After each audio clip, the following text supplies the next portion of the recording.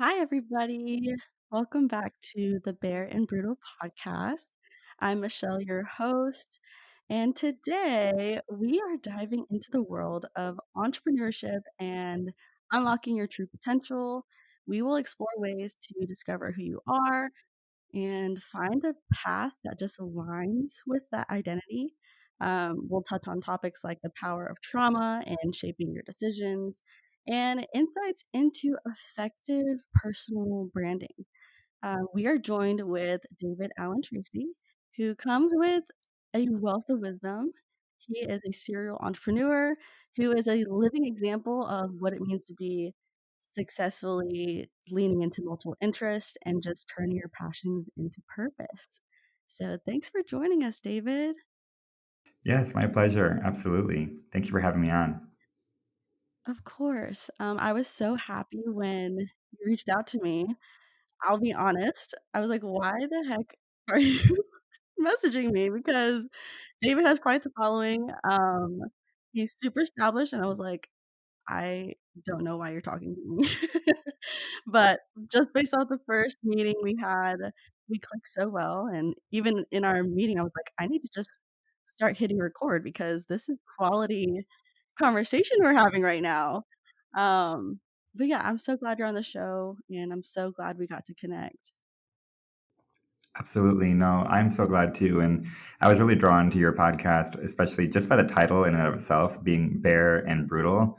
As a personal brand coach, that's really a lot about what I do. I want people to be their real selves, to be bare and to be brutal, brutally honest, brutally authentic, and brutally themselves. And so the title resonated with me. And then I got to see you, and I was like, you know what? She's got this. She's got it. She's got that it factor. And then we met, and of course, we just kind of clicked, like you said, and everything just flowed.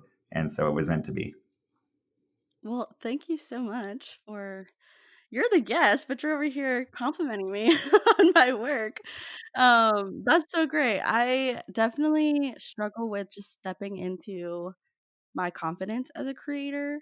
Um, I shouldn't be questioning people wanting to reach out to me. I should be like, of course, I want to be a guest on Bare and Brutal. But yeah, no, I love everything that you do. And that's actually a great segue into one of our first questions. Would you care to just walk the audience through who you are, your journey? You wear many different hats. So I guess just start off outlining who you are, describing all the things that you do in your background. Absolutely. Yeah. And before I do that, I also just want to affirm the fact that for those listening, I'm very impressed with how organized you are, for example, in how in this whole podcast process. I mean, you had the beautiful PDF presentation of what the notes were going to be. Everything was really seamless. It was organized, very strategic. So definitely impressed with that and your branding and the cover of your podcast. So you're doing really good work. And so Thank you're you standing out so already much. and you're doing great work. So be encouraged about that. And that just segues really into kind of who I am and what I do. People, on the outside looking in, they'll see that on my Instagram, I'm a personal brand coach. I'm a marketing guru and a keynote speaker. I wasn't always in the realm of marketing nor personal branding. I grew up in Panama in Central America, in the jungle amongst indigenous tribes. My parents ran a nonprofit that helped provide education for indigenous children, as well as Mhm. providing medical brigades and orphanage care and many, many other things that we did throughout the years. I lived in Panama a total of 25 years. Before that, I Wow. lived in Guatemala. Before that, in Mexico, Canada, Texas, Florida, but I was born in Wisconsin. I'm fully Oh my bilingual. gosh. Yeah, exactly. It's a lot, but I'm fully bilingual, English and Spanish. I can think and dream and everything in Spanish, just as I do in English. In some respects, both are my heart languages in different ways. Yeah. Um, I met my wife in Panama in 2009. She came down to study there for half a year. We got married and we have four beautiful daughters. My oldest daughter is 13 right now. My youngest is Wow. 6. And throughout the course of those years, those early years, about from 5 years ago to the past, I was involved in international nonprofit work. I traveled to over 40 countries, providing many types of services, community development, urban development. We built homes for people who had lost their homes due to floods. I was in Haiti in 2010 after the earthquake, providing relief work with a team. I organized international arts festivals and conferences. And I just had a really wide array of experiences. When you travel that much and you work with thousands of different people and from many walks of life in every sphere of society, whether that be government, entertainment, communications, or arts, or you know, education or commerce, etc., you get to really see how the fabric of society is formed. You get to see how it's all knit together through numerous individuals playing their parts, and these numerous individuals create a tapestry. And sometimes that tapestry, depending on the society, is a beautiful tapestry, and sometimes it's chaotic. And as a nonprofit, a person who was involved in nonprofit work, my goal was to try to help people be who they were designed to be. As we helped heal individuals, then those individuals would excel and thrive and be well. And of course, when individuals thrive and do well, families do well, and then families do well, society does well, right? So, but then in what year was it? 2018, I got diagnosed with liver cancer. So I was 30, and it was a huge wake up call for me. At the time, it was the second time I had cancer. The first time I had it when I was the first time I was 14 when I had cancer, and we lived in Panama. I went through 8 months of chemotherapy. It was really, really hard, like really hard. I was sick for several years. Skin and bones, weighed 125 pounds, was like very sick. Oh my gosh. Kind of going all over the place here with that, but like literally when you have that kind of experience at a young age, reality hits the fan really quickly, and you start to realize what matters in life, and not to live a life that's so self-focused that and self-absorbed that, so how many times do people go in their life, they go, well, I just worked and I worked and I worked and I worked, and then I Mhm. was like, no time for kids, no time for family. Yeah. I didn't give back. My health deteriorated. When you're young and you're 14 and you're suddenly faced with the reality that life is short and you could die. Like, I had other kids in the cancer ward. Literally, there's one little kid named Oliver. How old was he? 5, I think. He would sit in my lap while he was receiving chemo. He had a brain tumor, and he was the sweetest little kid, and a little Panamanian boy. And we bonded for a couple months, and then one day Oliver wasn't there anymore, and I was like, where's Oliver? And they're like, he sadly passed away. And it just crushed me, because wow, like life can be taken away like that. And Mhm. so it's a very sobering reality to face as a teenager. Most teenagers, there are, of course, many teenagers who have cancer, and most young kids have had some form of trauma in their life. We can talk about that at some point in this podcast, because I'm going to always talk about the trauma. Yeah. But, but when you're faced with that, you could die at that age. That's not a concept most kids think about.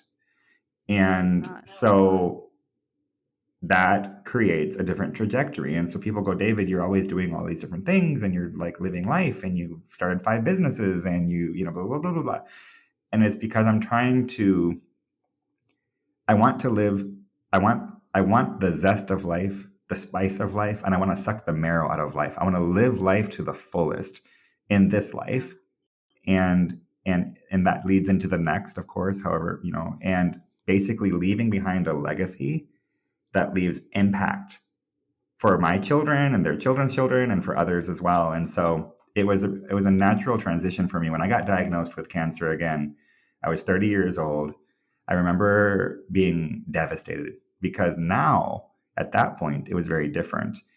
At this point, I wasn't a kid dependent on my parents. I was a parent and a husband, and I had kids, 4 daughters. At the time, my youngest had recently just been born, and it was like, okay, And I remember distinctly sitting in the shower, asking God, am I going to die? Like literally. Yeah. And literally, I just had this whole like vision come to my mind. And it was about this whole like philanthropic business model. And I had a surgery, and I remember waking up from the surgery and knowing that my days of working in international nonprofit work were over, and that I was supposed to become an entrepreneur, but not just an entrepreneur to be successful, but an entrepreneur that really made an impact and was philanthropic. Mm-hmm. And it was shortly after that I ended up getting recruited by a Korean businessman who owns a mobile app company. And I worked with him, helping him distribute this mobile app from Virginia to Panama, actually. And I was his director of operations. And I marketed the app and ended up on TV and all the things and doing PR stuff. And that was kind of dipping my toe in the water a little bit. Eventually he's like, David, you're just so good at marketing, he said. And I'm like, okay. And he's like, let's start a marketing agency. So we did. And I did that for a while. And next thing you know, I'm doing marketing for like Toyota in Panama and like marketing for like international entities. And I'm like, who am I? Like, but making these marketing plans and strategies, it was really bizarre. Eventually, I transitioned out of his businesses and started my own marketing agency called Northgate Marketing. And Northgate is all about creating, helping people find their true north, the gateway to the north. I want to help people understand the direction that they need to go to, whether that be from a marketing standpoint or a business standpoint, and now from a personal branding standpoint. Yeah. And I recruited 12 amazing individuals who worked with me from all around the world. We could do marketing in 9 languages because of the team. Wow. Most of them, if not all of them, had previous nonprofit experience. They cared a lot about people. So we had a really wonderful culture. And in that short period of time, within just even 6 months of opening, we had already had clients, I think, in 20 plus states and 4 continents. It was incredible. And so it's been a journey. That's a little bit like foundationally. And I became an award-winning marketing person. I received numerous awards. Now marketing is evolving and is changing. And it's interesting for someone like myself to be in the world of marketing, considering that I care a lot about like giving back and humanitarian work and such. But we did work for a lot of nonprofits and provided tons of pro bono work. But eventually I got a little burnt out, I'll be honest, in the whole marketing world, because it's very technical and I'm good at it. Yeah. I'm actually very good at it, but I like people more. I like talking to people. I like helping people individually, one-on-one. And I went through a little bit of a transitional crisis. Like, I don't want to call it a midlife crisis, but kind of, because I'm like, okay, I built this business, which is now like a beast, and I can't tame it anymore, and I don't have a life. I'm like working morning, day and night. And, my health was starting to deteriorate again, and I started to like shut down. And that just brings up a lot of questions like, okay, what did I do right? And what did I do wrong? And not to go into all the details of that, but I ended up having to really go, because I started to really shut down. When I say shut down, like my body shut down, like couldn't function, and depression started hitting and all these things. And I'm like, what's going on? And I ended up having a client who works specifically in the area of helping people overcome trauma. And as I was helping her market her coaching business and her keynote speaking business, I began to realize, like, wait a second here. Like, a lot of what she's talking about, I'm dealing with. Like, I'm struggling with that.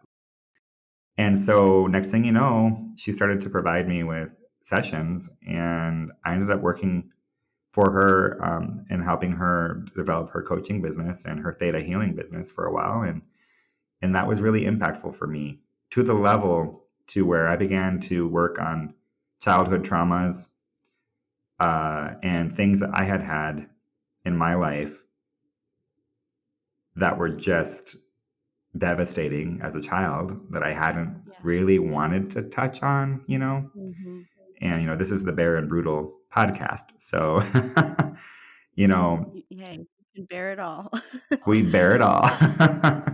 So I want to ask those who are watching and listening, and you as well, uh, if we look through our life and we think about a trauma that we had as a child, what do we do with that trauma as a kid usually? I mean, I would say I can speak for myself. As a kid, I just didn't know what to do with that. So it just kind of got pushed away. But that stuff comes up as an adult. Um, I'm actually in the process of doing like inner child healing work.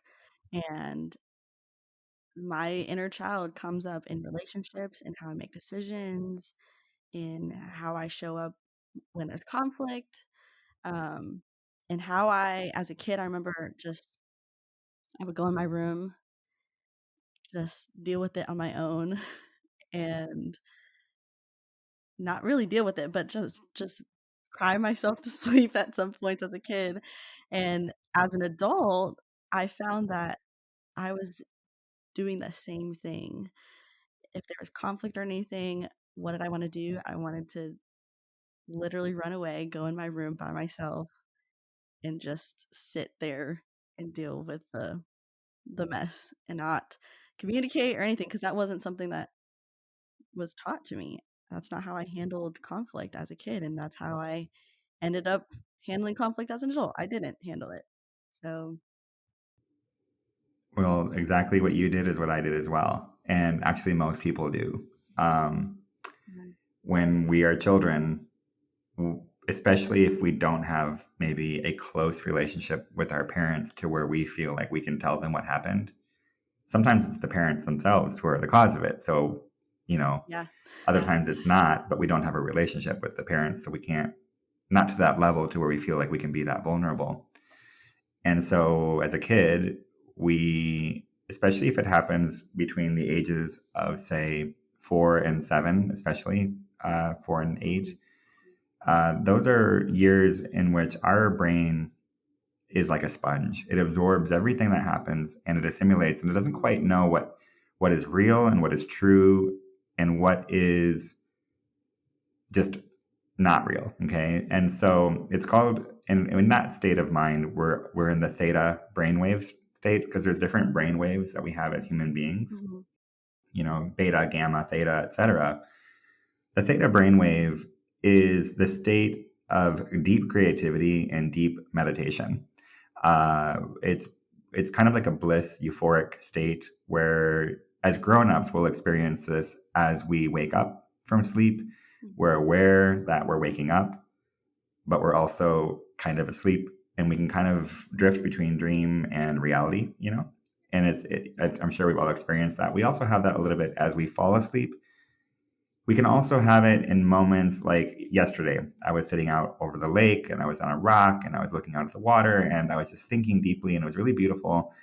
And I just kind of, I don't even know, just kind of drifted into deep, deep thought where about a half hour had passed by and it felt like 2 minutes, because I just kind of like was deep in thought. And it's not, Yeah. in that state, it's not the conscious mind that's driving the steering wheel, which is normally what was driving. It was the subconscious mind, the thoughts that happen Mhm. on the background. Like even now, as we're doing this podcast, I'm engaged with you with words coming out of my mouth, but in the back of my mind, I'm having other thoughts of things I need to do, or like memories I have of children and as a child and what that was like. And our brain is so Right. complex and it goes all these different directions. And so in the theta healing, uh, uh, theta healing was the coaching that I got from this woman, and it was amazing because I began to go back. As a child, I had been molested numerous times at a young age, and Yeah. it was really hard. And it was done by people who should have been safe, but they weren't. Mhm. And I've, like most people, blamed myself. I tucked it away because to face the reality at that age is too hard. It's too hard because what do you do with it? Where do you go with it? And so I swept it under the rug, as most people do in those situations, no matter what the trauma is. That's a severe one. But many of us have had extreme ones at different types. And there is no such thing as an extreme or unextreme trauma, by the way. Trauma is trauma is trauma. So if it's traumatic for you, it's traumatic for you. So, and then I didn't tell anybody. I told no one. I don't think I told anyone until I was 17 for the first time in a young adults group. I was attending a Korean camp in Canada, of all things. And I shared there with some guys, and because they were trying to like help, so I just did. And then at 19, I finally told my parents. And so what had happened, without giving even details at that point, but I'm talking a whole young, through my teenage years and young years, kept that to myself. Yeah. And I began to, as many things, when there's trauma, it creates, so if we look at our life as a tapestry, and each thread of our tapestry is a different experience or a different pattern that forms, and these things weave together to form the tapestry, right?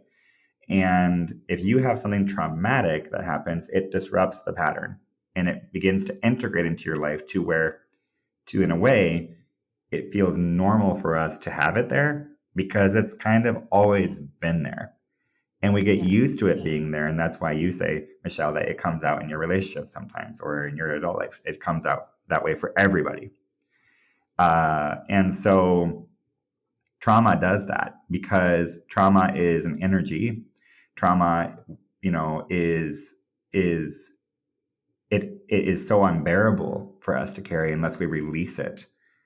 That the easiest way, because we don't know often how to release it, is to just cope with it and bring it into our life. And the way people cope is through 4 ways. There's probably more, but these are 4 primary ways. Number 1 is a coping mechanism. It's like I'm going to pretend it's not there by buffering it down or muting it down. So for some people that might be drugs or alcohol or relationships or shopping. For me, it was work. For me, as long as I kept busy, I didn't have to think about it. So I was always multitasking, always doing different things all the time. And it was also like a little bit of the savior complex. Like I'm going to help other people so I don't have to think about myself. And so it's kind of that coping. The other way is superiority. So I don't want to get hurt again. So I'm going to put myself above everybody else. So therefore, no one can ever hurt me again. And it's actually an extreme insecurity when you see people who are operating in superiority, but they look strong and fierce, but they're actually falling apart and breaking. But they are too afraid to face that reality that they elevate themselves above others so no one can harm them. The other is inferiority, to where I'm no good, don't look at me, like, ha ha ha, I'm doing this, but not really. And then we actually put out our mistakes more than we should because we think somehow that hides it. And so we prefer to blend in the wallpaper and not exist or be seen, because if we're seen, then we'll be exposed. And no one wants to be exposed because we all function in this vicious cycle of shame, fear, and control. When something happens to us, no matter even as an adult or as a child, the first thing, if it's a negative thing, the first thing we feel is shame. Because anytime something traumatic happens, I don't know if you've been in a situation to where maybe you're in the cafeteria at school and you spill the milk on the floor and everybody's looking at you. The first thing you feel is shame. You're like, I can't believe I just did that. Then you feel fear because I'm being judged. And then you try to control it. Now, in that situation, the person who is the coping mechanism person might be like, become the class clown and be like, ha ha ha, who spilled, can't cry over spilled milk, make a joke about it. The person who's superior might get angry and lash out at everybody and say, shut up, stop judging me. the inferior person might run away and like throw up in the bathroom because they were so embarrassed. And the other one is, the fourth one is denial, denying it even happened. The trauma happened. And so that denial goes into, well, I didn't do it, or that never happened, or it fell. And then we don't take ownership of it. So we live in this constant state of denial. The truth is, we almost all operate in all four of those things at one given point or another. But none of them are addressing the root cause. It's all masking it. It's all covering it. And so if we want to get to the root cause, we have to go back to the original trauma, and we don't want to go there. So in that theta healing state, I had to go back because patterns were happening in my life as a result of that early trauma I had had, that I was working myself to death practically because I couldn't deal with the fact that these things happened and were still very much present in my daily life. So I masked it by being really busy and helping other people with their problems. Now I'm still doing that. I'm helping other people with their problems, but it's from a totally different standpoint now compared to where it was before. I don't need to do it anymore for me. I want to do it. Big difference. And so that was revolutionary for me in getting healing in that area, and to the level to where I became a certified theta healing practitioner. And I've now provide that as a personal brand coach in my packages if my clients want it. Because trauma, anybody who wants to become an entrepreneur or wants to become successful or become an influencer or whatever it is, if your trauma is there, it's always going to be in the way. And you're going to self-sabotage, and you're not going to quite make it to the level that you need to. And so I bring it up because I'm like, I've coached or consulted well over 400 individuals at this point in the last 4 years. And everybody has trauma. Everybody does. And when they're healed from that trauma, man, it just unlocks new patterns in their life to where they no longer have to include that. They're able to walk in a new form of reality, life, manifestation, etc. So. Wow. Well, a lot to unpack there. You pretty much touched on a lot that I was going to ask you about. One, I just want to talk about how powerful and courageous of a being that you are. One, to have that moment where you realize, oh, something needs to change. There's something happening here that I need to deal with, and then taking that step to even do that work, that is so hard. And there are people who will stay in that kind of denial or masking state that you were talking about for their entire lives, because it's so painful to dive into your trauma. It is not an easy feat to go in there, take some self inventory, and say, yeah, these things happen to me. I've been avoiding it. Let's dive into it. That's so hard. So, bravo to you for having that moment and just going in and doing the work.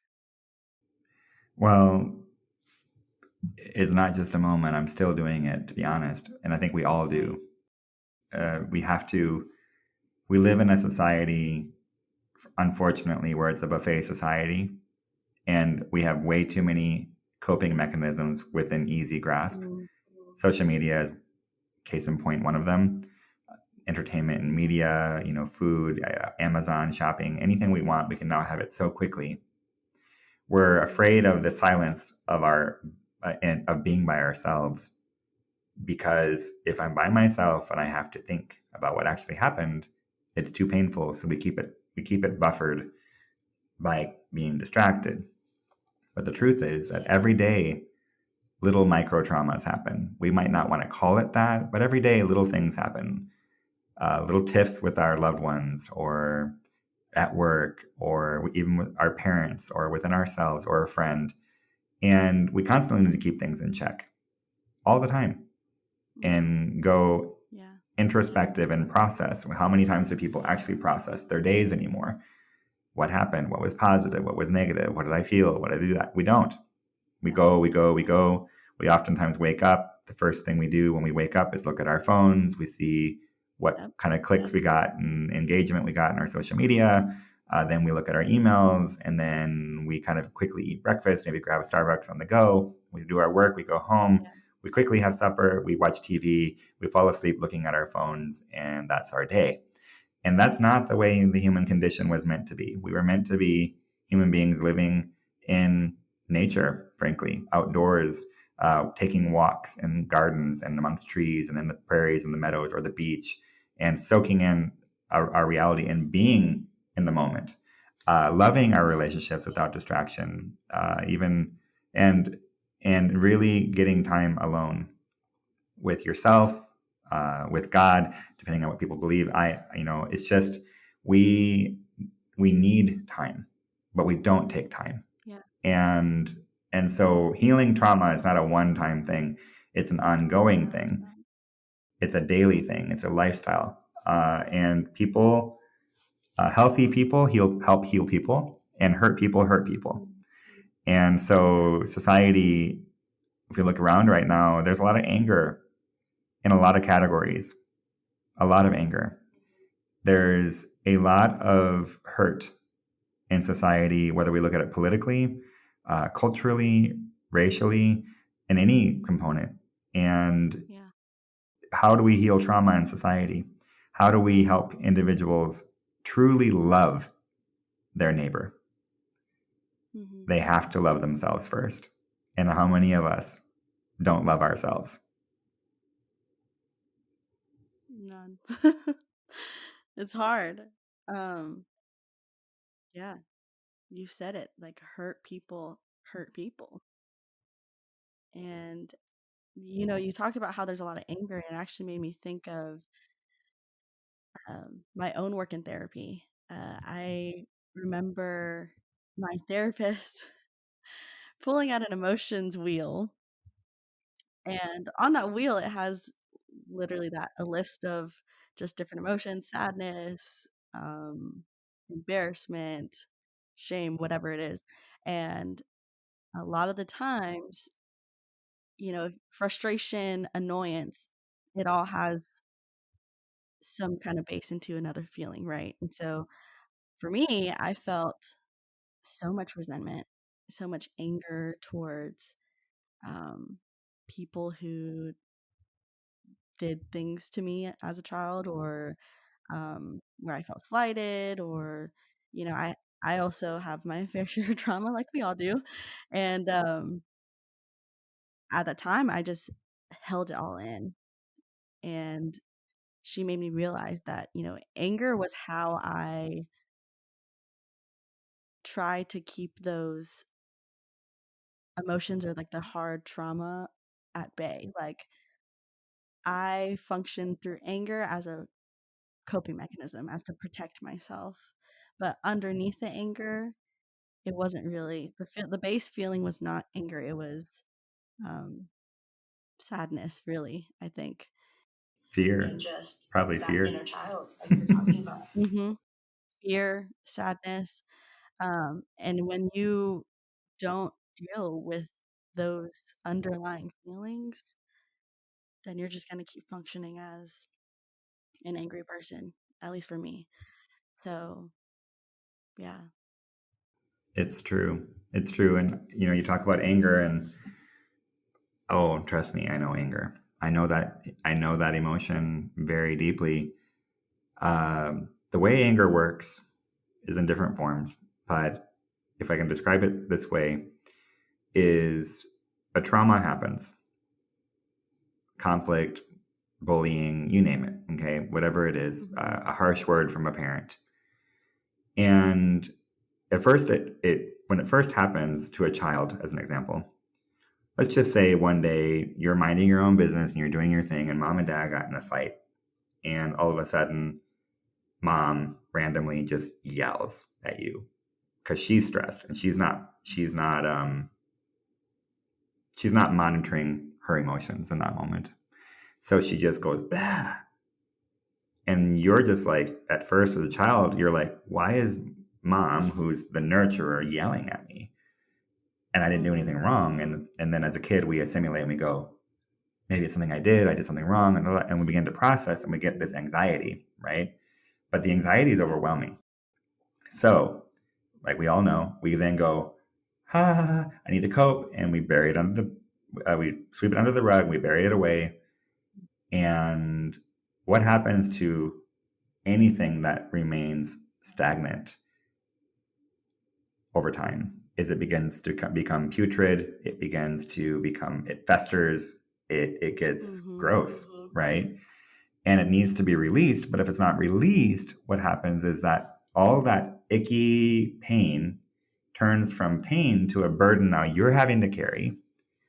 And it's extra baggage and a burden. And if you keep getting more and more of those repeatedly over time, you carry that, and it becomes so heavy that you're constantly in a state of where your nervous system is agitated, where you're constantly on the defense because you're like, I can't handle one more thing thrown at me, because you keep carrying it yourself. And so then what happens is, as a defense mechanism, not only are we agitated and frustrated at this point, we're angry innately as a form of protecting ourselves from getting more stuff thrown at us. And so it becomes this defense mechanism to protect yourself from getting hurt. And anger is an energy that is very, very harsh on the body. It's very harsh on the body. A lot of people who struggle with anger will have all kinds of health issues. Yeah, heart issues, liver issues. It's directly oftentimes correlated with bitterness, that whole festering, gross, fermenting, ickiness is bitterness. It doesn't help anybody. It doesn't help you, but it's there. It's an energy that drains. And anger is unfortunately contagious. When someone's angry, other people feel that as well. They feel the energy in the room shift. And then but one thing about anger is we think, well, what is the opposite of anger? Opposite of anger, like joy. We would think so. It should be joy. Joy is when we're feeling joy, we feel strong. The opposite of anger is peace. So, if we look at any war-torn country or any type of crisis situation, there's a lot of anger. We have a lot of anger right now in our universities, no matter what side you look at or whatever. I'm not going to get into all that. But there's anger, and hurt. It stemmed from hurt and an injustice, and then it turns into anger, an outcry of anger. The opposite of anger is peace, when finally things are settled and things have healed. So we get peace. How? By having an inner clarity, an inner transformation where the trauma is transformed. And that takes time, but peaceful people are not angry people. You can't have both anger and peace at the same time. It's impossible. Yeah. So, and when you see, this is why it's so important in any relationship to resolve a conflict quickly, because the anger stored up turns into bitterness and resentment. And that marriage or that boyfriend-girlfriend relationship or that business partnership or those best friends or mom and dad relationship, whatever it is, isn't going to be okay until that conflict is resolved and peace is made. Now, peace is a total opposite energy of anger. Anger is high friction and tension. Peace is whole and airy and breathy and wonderful. And in that place of peace, we can then operate and have joy. The opposite of fear is love. You cannot feel loved by someone but also be afraid of them. Yeah, it's not a thing. If we look at that, children who've had parents who are abusive or verbally abusive, you can't actually receive love from that parent if you're afraid of them. Yeah. So love casts out fear, and fear keeps us trapped.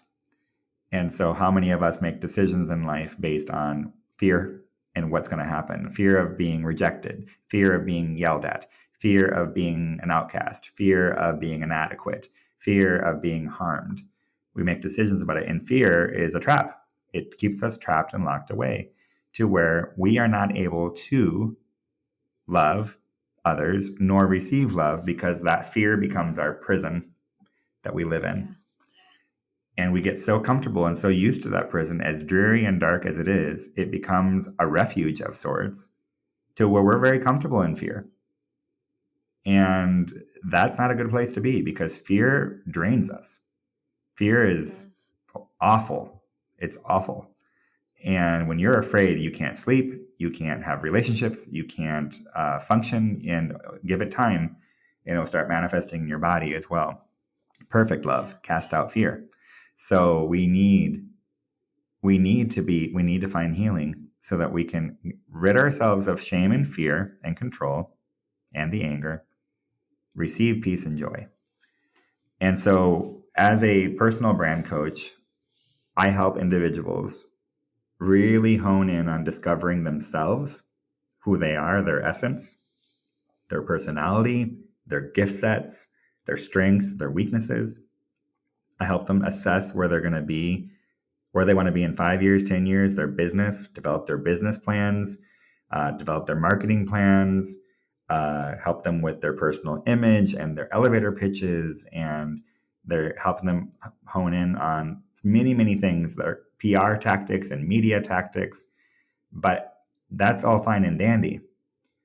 But that's not going to be effective if people are not able to function in a way that they can be their authentic selves without the defense mechanisms, loving who they are, knowing their design, knowing their destiny, being comfortable, forgiving others, and moving on. Right. They're always going to self-sabotage.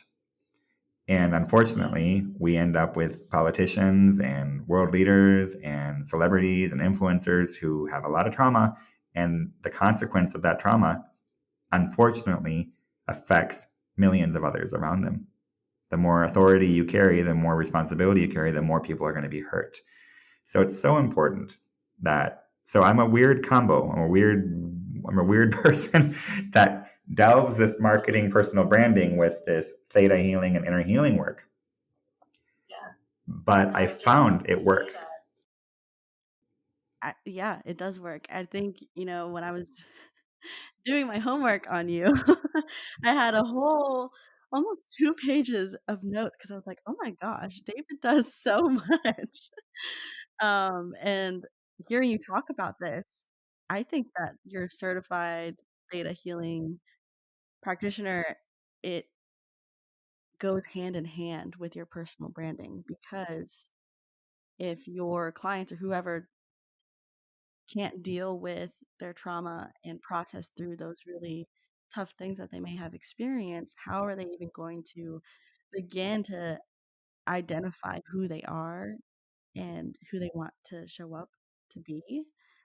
If you're trapped in that state of, you know, being stagnant and angry and staying in your fear. So that's actually great. One of my questions is, my audience, just because I'm in my 20s, naturally my audience also is in their 20s, early 30s. And so I guess my question is, what is your greatest piece of advice for someone in their 20s who is struggling how to define who they are? Now, let's say that they are still doing the work. They've started on dealing with their trauma. And obviously, we talked about it's a continuous thing. We don't just deal with it and we're done. But now they're ready to kind of level up and define, who am I? So, how do you even begin to discover your true identity? And then, yeah, can you just speak on that? How do you even begin to give advice to someone?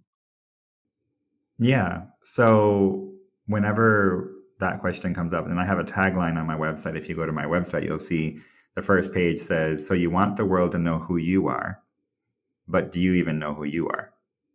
Mm.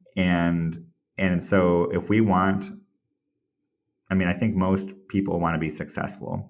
To be successful, you have to be able to engage with people to a level to where they trust you, believe in you, in your business, your product, your service.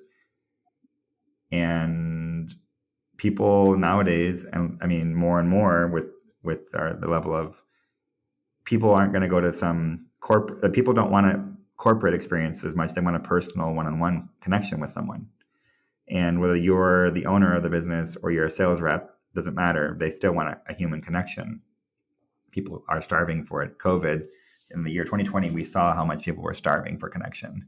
Yeah. And so basically, it's really important to know who you are, to know your design, to know, because each person's unique. No one is the same. Every single individual, I believe every individual is created in God's image and likeness. That's my, and I see that. You are innately valuable. Like, you are so special. Like, no one is like you. Like, and with that trait of charisma, when I talk about, I have a workshop I do on embracing your authentic self. What is your authentic self? What does self even mean? Self is made of many, many, many, many parts. It's DNA level from our parents. It's, how we were raised by our parents. It's the name we were given that carries a mantle over our lives. Because names have meaning, and that puts attributes on us. It could be the relationship to our siblings. It might be the type of house we grew up in. Did we live on a farm or in the city? Did we have animals or not have animals? Were one of our parents sick and we had to care for them? Were our parents, that's part of our story, and it forms our personality. Then it's our hobbies, and maybe it was a teacher we had in school who inspired us to really like this topic, and so we started diving into it. And maybe it was our friends who then influenced us, and we had certain hobbies we did with them in sports we got involved in or not. And then it could be music and movies and pop culture, and education, of course, is a big part of it. Religion, if you have a certain worldview or religious perspective that was passed down to you, that can affect it. Cultural identity is a big one. Cultural heritage, the state or city you grew up in, the country you're from. If you're multicultural, maybe your parents are second or first generation immigrants, whatever it be. All of these things form the tapestry of who you are.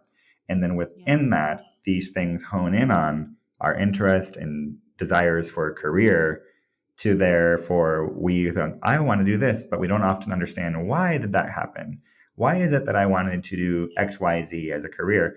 Or did I just do it because I thought I had to please my parents, or because that was what was expected of me by my family or my peers? Or was it because I was operating in fear? So I chose the easy route, push the easy button, instead of doing what I really wanted to do. Whatever it is. I'm sorry, I didn't mean to interrupt you. No, you please do. David, what I'm hearing is that people will try to find their identity by looking outwards, right? They'll ask, maybe what are some expectations that my family members have of me, or what's the trending thing right now?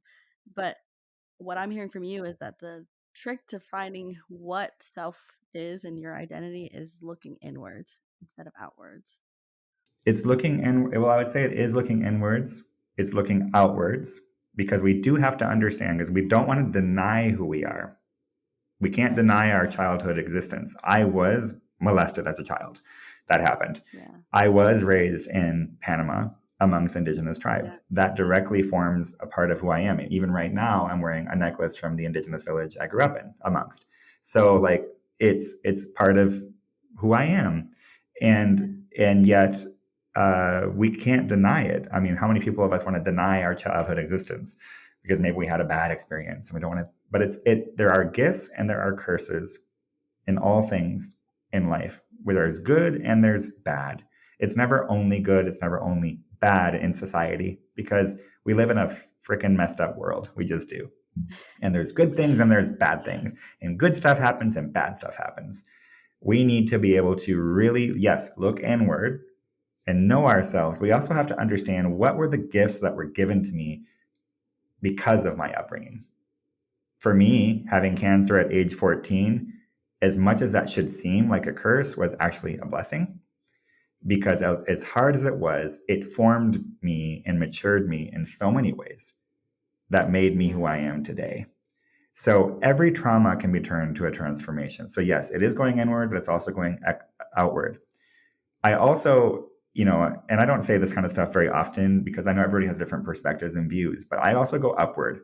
I look at God and I'm like, okay, what are the things that I am as a result of that? Yeah. And so, I believe we all have a destiny. So with that being said, it's inward, it's outward, it's upward. That's what I tell people. Okay. Mm. And so all of those things combined, because we're not one-dimensional beings, we are multi-dimensional beings with numerous desires and wants and things. And then when we get married or we get into a relationship, that form, our spouse or our loved one or our partner comes in play, and that forms, and we have children, and all of a sudden that's part of who, you know what I mean? So it's never one-dimensional. We are body, we are mind, we are spirit, we're emotions, we're will, we're many things. And also, every stage of life changes us. You're in your 20s right now, and you're in a stage of life where you're, in a way, kind of starting, your life and your career. But you know what? Try things. What I tell people, try things. Go inward, go outward, go upward. But then be willing to take the risk to try things, because I tried a lot of things until I finally got to where I'm at today. I worked in numerous different nonprofits. I traveled the world. I got involved in different businesses. And then I started a marketing agency, and I started a interior design business, and I started up this and the other. And now I'm doing what I'm doing today, which is personal brand coaching and theta healing and keynote speaking, which is what I love, love, love, love, love. I love it. It's exactly where I need to be, exactly the type of work I need to be doing. It's what I excel in. It's what I'm good at. However, I'm able to be a personal brand coach because of my marketing background. I was able to be in marketing because of my nonprofit background. And I was able to get into nonprofit background because of the way that I was raised as a child. So nothing is wasted. It's all built upon each other in order for that to serve the existence that I have today. So we need to really enjoy the journey and understand that it's okay to try different things and to make mistakes, and to know that many things in life are seasonal. Even this podcast, you might not be doing this for the next 10 years. You might only be doing it for a couple of years. We don't know, but it's never wasted. It's never wasted. This is an experience you're having right now that is giving you value, that someday, even if you decided not to continue doing the podcast, you could say previous podcast host, blah, blah, blah, this many episodes. Yeah. And it serves you in your resume. It serves you in your life experience. There are people that you're meeting me today. Like, we're talking. We're probably going to be connected for many years, I'm hoping, via social media and other things. And so nothing is wasted. All things work out. And so with that being said, enjoy the journey. As young people, be willing to take risks, enjoy the journey, take time off for yourself. Don't stress. Someday, we always look at the world today and we see how many people, they work, and then they retire, but they're too old to do anything.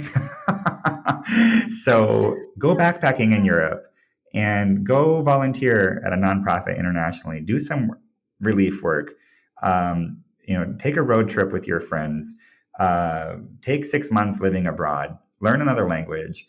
Don't be in such a hurry to get everything in order, because your youth is valuable. And it's so important to understand that. I'll be honest.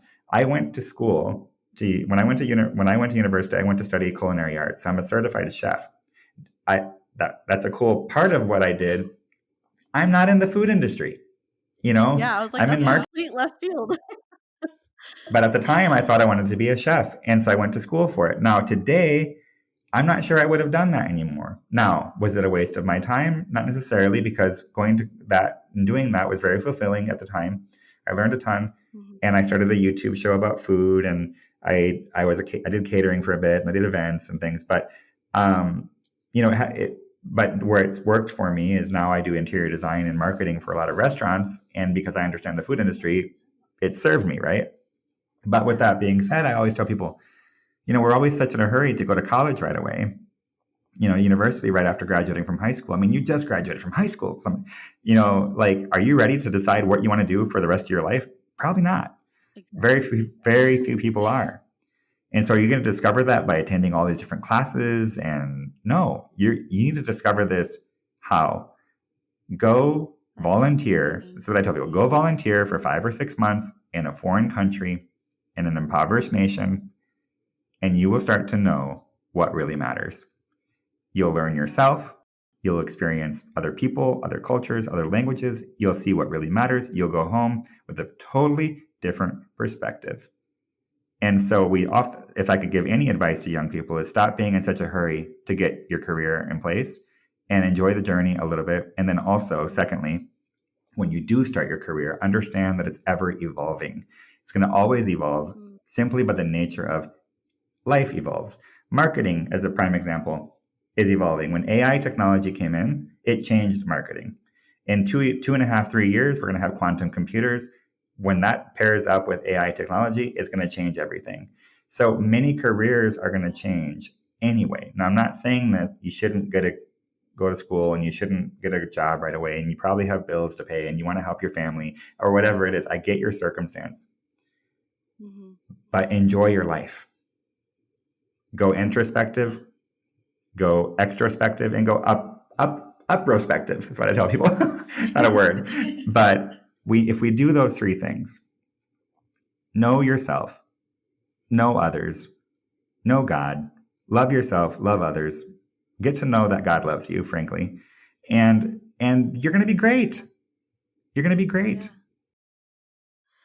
So I think, David, your experience having cancer at such a young age and facing death at such a young age, I think that has played such a huge part in how you carry yourself through life. I mean, you learned at 14 that you cannot take your life for granted. And I feel like that's something that people don't learn until way later in their lives. That's why we have these midlife crises, because people are like, oh my gosh, what have I been doing for the past 35 years? I need to start living life. So I guess my question is, I'm thinking, there are people who have also been in those circumstances, right? Where they face death or they go through really life changing things that cause a lot of pain.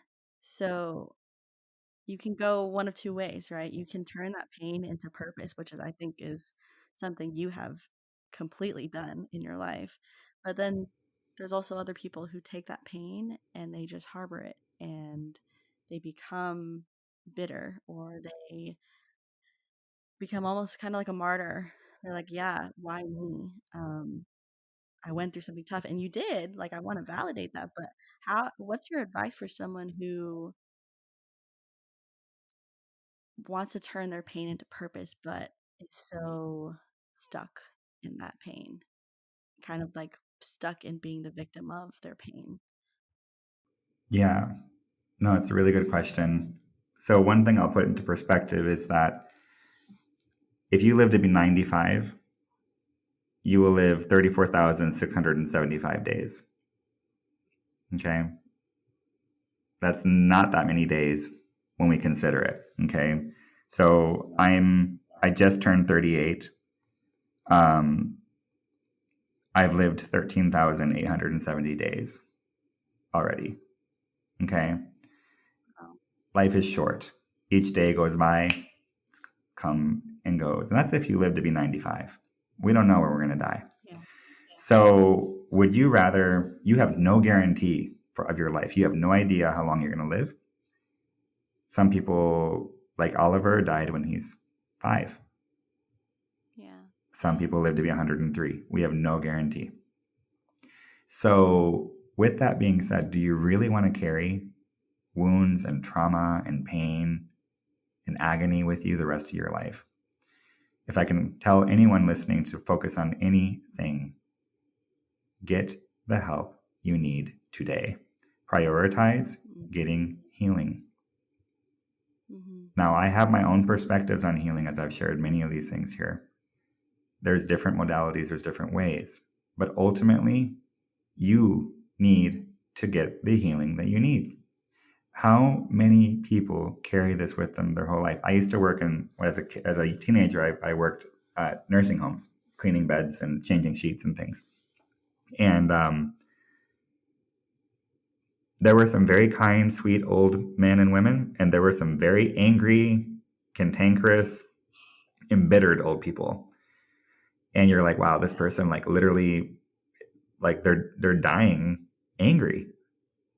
Like, what a way to live, you know? And so prioritize it, because it's not going to go anywhere. You think you can kid yourself all you want. Now, how do you prioritize it? By prioritizing it. So I remember a shift happened for me about 2 years ago where suddenly I'm like, I'm going to make this a priority. So I went to EMDR therapy. I did theta healing.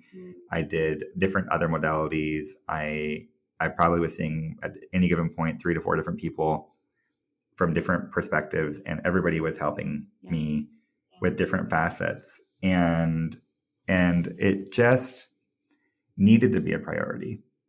And maybe you can't afford it. Well, you know what? If you do have insurance, you can at least get a therapist.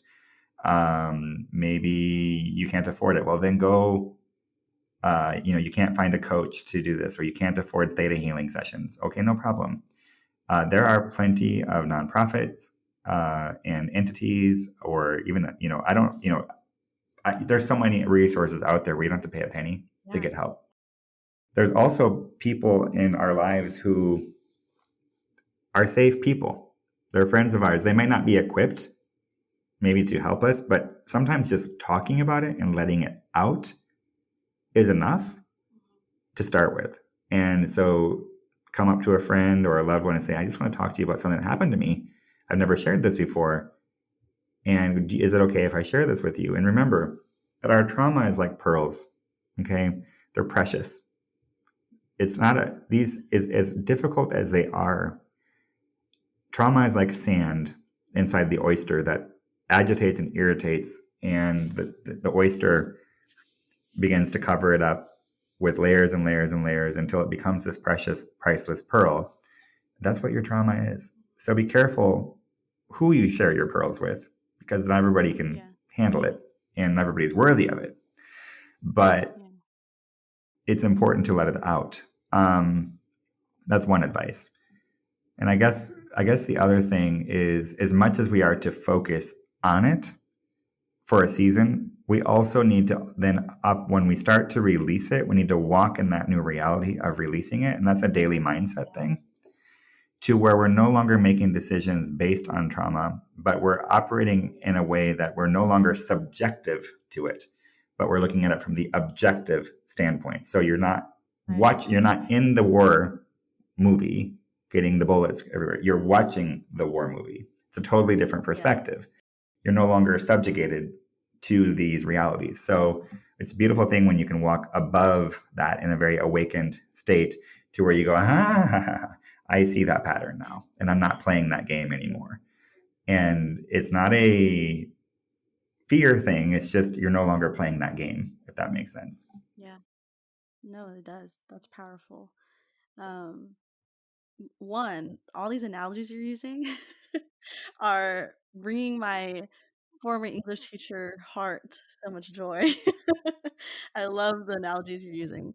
But you mentioned resources, right? There's tons of resources out there for people to just start to deal with their trauma and healing.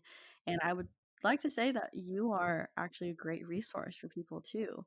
You mentioned briefly earlier about the workshops that you have, and how the theta healing is also something that you offer your clients.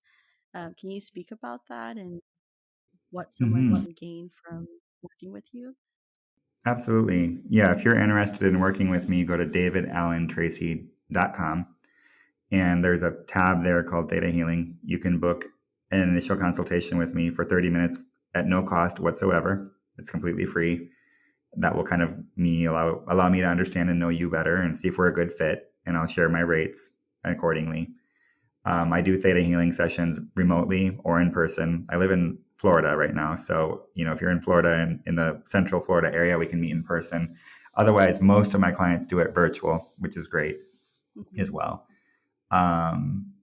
That's the theta healing. Now, on the you mentioned the workshops. That's the Brand Masters Collective. So I have a bi-weekly workshop we provide every Tuesday at 7 p.m. Tuesday at 12 p.m. Central. And where are you based again, Michelle? Dallas. Dallas. So you're in Central Time. So 12 Yeah. p.m. on Tuesdays and 7 p.m. on Thursdays. So our Tuesday sessions are all on inner healing, health, wellness, more holistic, like your mental health and well-being. Our Thursdays are on all things personal branding. So whether that be marketing strategies and lead generation and Instagram and charismatic stage presence and like how to dress for success and blah, blah, blah. So I have like keynote speakers on those ones who are like accomplished authors or stage performers or fashion designers, stylists for celebrities, the makeup artists that done makeup for Susan Sarandon, for example, and different ones. So that we have a great lineup of speakers, very practical. And you get to, if you attend the lives, you can ask questions to our presenters. This year, we already have 96 speakers. It's incredible from all over the world. If you can't make the live, no problem, because we have a video resource library where you can watch not only the ones that just happened, but you can go to the past and watch any of our former videos as well. That platform also includes membership discounts to affiliate partners. You get like 10 to 20% off. So if you become a member, for example, and you want to use my marketing agency services, you automatically get a 10% discount on all things marketing. And then what else? It also has a Facebook group, and we have events we host every year, and members get 10% discounts for our international retreats. So that is only $19 a month for 8 workshops and everything else I told you. So it's a really good value. I'm offering your listeners a first month free by using the code BeMyGuest2024. And I'm sure that, Michelle, you'll be providing those links and things. But basically, Yeah. I would highly recommend that everyone join. I think it's a lot of fun.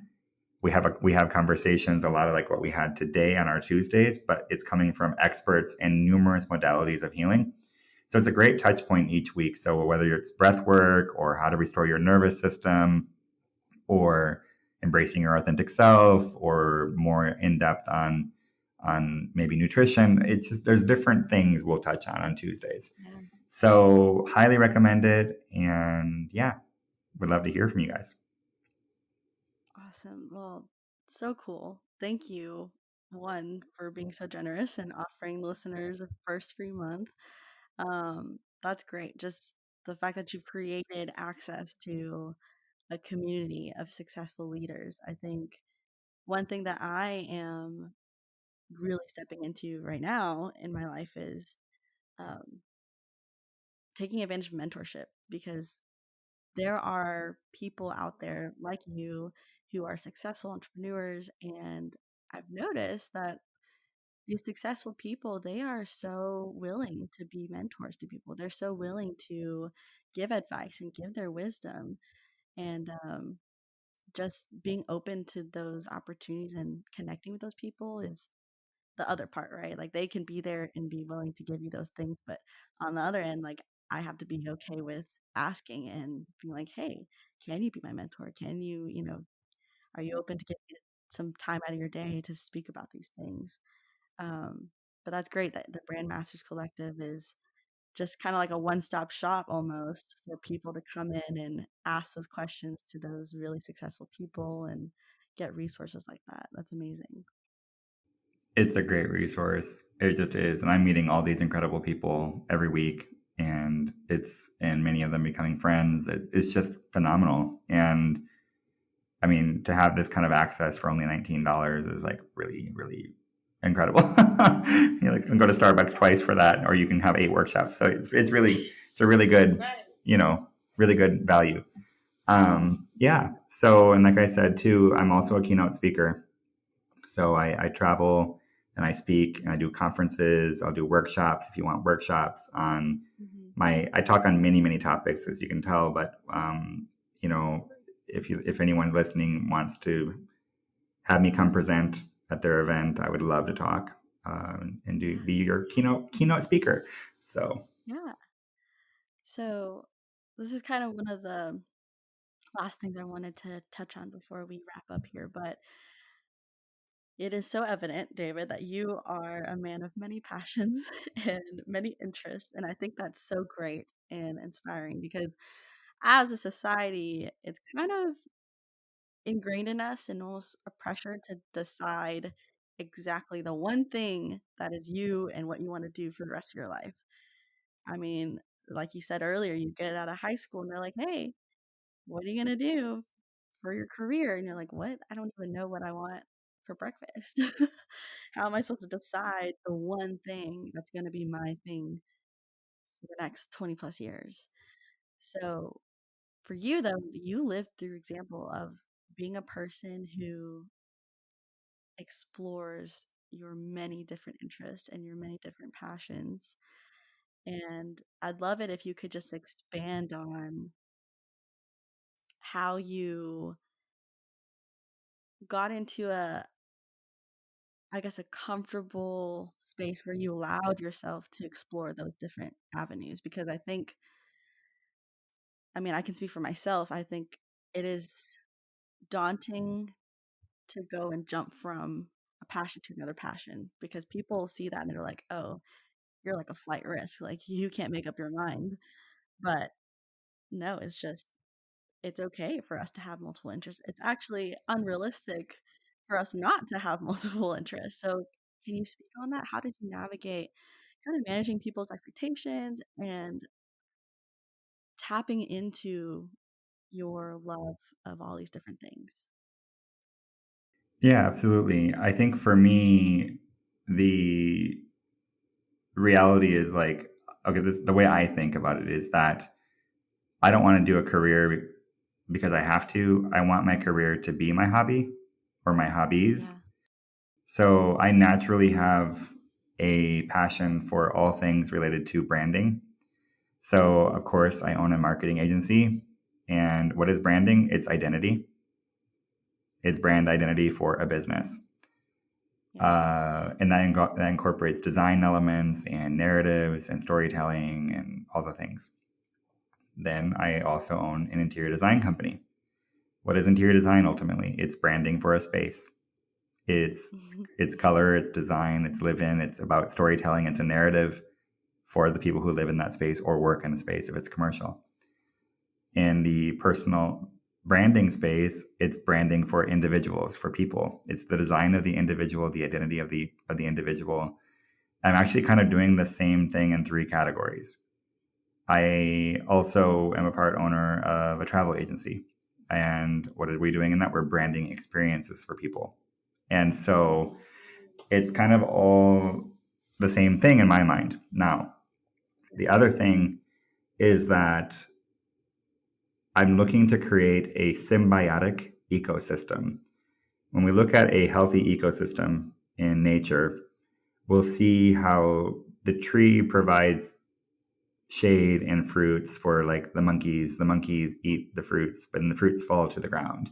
The fruit decays and the larvae and bugs eat the decaying fruit, and then the seeds are eaten by the birds, and then the birds go to the bathroom, and that fertilizes the soil. And there's mushrooms and fungi that grows under the surface, and then it goes to the roots, and it creates this cyclical circle of life kind of a thing, right? So, um, basically, if you can create a business that, if you are interested in becoming a serial entrepreneur and create numerous different businesses, look at the way that these things can symbiotically interconnect and benefit the whole. So, as an example, now with that being said, disclaimer, I didn't start them all at the same time. I did one, got that going until it was, going fine, and then I did the other. But like literally, I started with the marketing agency, and then as we began to do marketing, uh, there were restaurants and businesses who said, "Hey, can you do our branding and our website and our social media and our photography and our video production?" And we're like, "Sure thing." And so I would ask about, okay, what about your interior design and how that correlates with the branding? And they wouldn't know. So next thing you know, I'm doing interior design for them, for their space, so that the entire experience is this one cohesive, seamless experience. It's not all hodgepodge and piecemeal. And so next thing you know, I started Eastbridge Interiors. And Eastbridge is, so I grew up in Chinatown as well in Panama for a while. And I love, like, 14% of the population of Panama is from China, or Chinese, Chinese immigrants. And Oh, so, wow.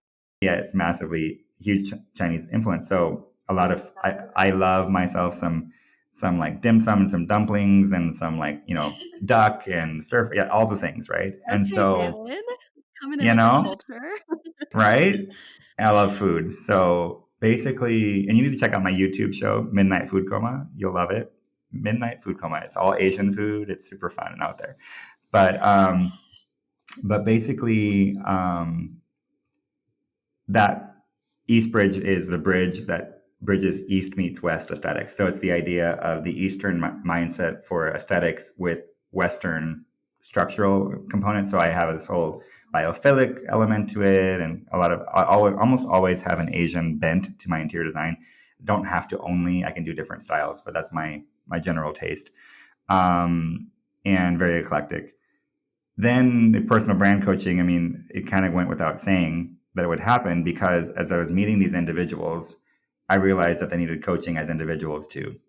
For a lot of startup companies, they don't have a budget for a big lots of thousands of dollars of advertising. So they are the advertising, they themselves, whether Yeah. they go to networking groups and they're handing out their card, or they're, doing a reel on social media. It's whatever they can do for free. So I began to coach them on things that they could do.